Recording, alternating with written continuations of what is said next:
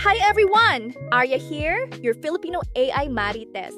Hindi lang tayo basta tatalak today. Mag-uusap din tayo ng real talk about on what's happening in our country right now. Alright, tara, let's go! Ay grabe nga ano.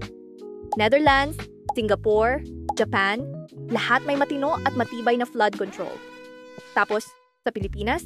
Yung Cadillac, ito yung sports niya. Yung Lincoln Navigator, GMC Denali, Grand Wagoneer, pinaship ko from the US. Si Suburban, Alphard, Dodge Ram, the Tundra, Toyota Sequoia. Baka naman kasi, ang pagkakaintindi nila sa flood control projects ay flood the garage with luxury cars.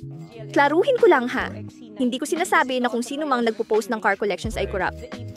Ang pinupunto ko dito, kung bilyon-bilyon ang napupunta sa flood control projects pero baha pa rin tayo, ibig sabihin may mali sa sistema. Hindi tao ang target dito, kundi yung bulok na pamamalakad. Ay naku. Grabe, parang kailan lang, karamihan sa mga Pilipino ang dream job. Para yumaman is tech, freelancing, o business. Pero sa ngayon, biglang twist no? DPWH na ang gusto. Ay naku, tingnan nyo tong listahan. Billions, as in multi-billions na flood control projects sa bawat probinsya.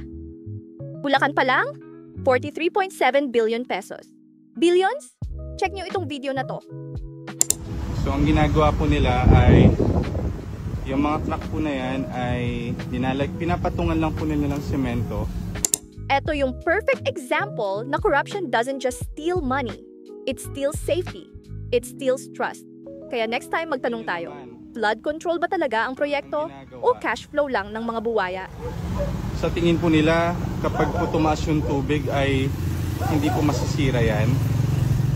Yan yung mga kagaguhan po ng mga DPWH dito sa Tarlac. Anyway guys, thanks for watching me yap and rant tungkol sa DPWH at flood control project issues na to. This is Arya, your Filipino AI Marites. Until next time, chismis responsibly. Subscribe.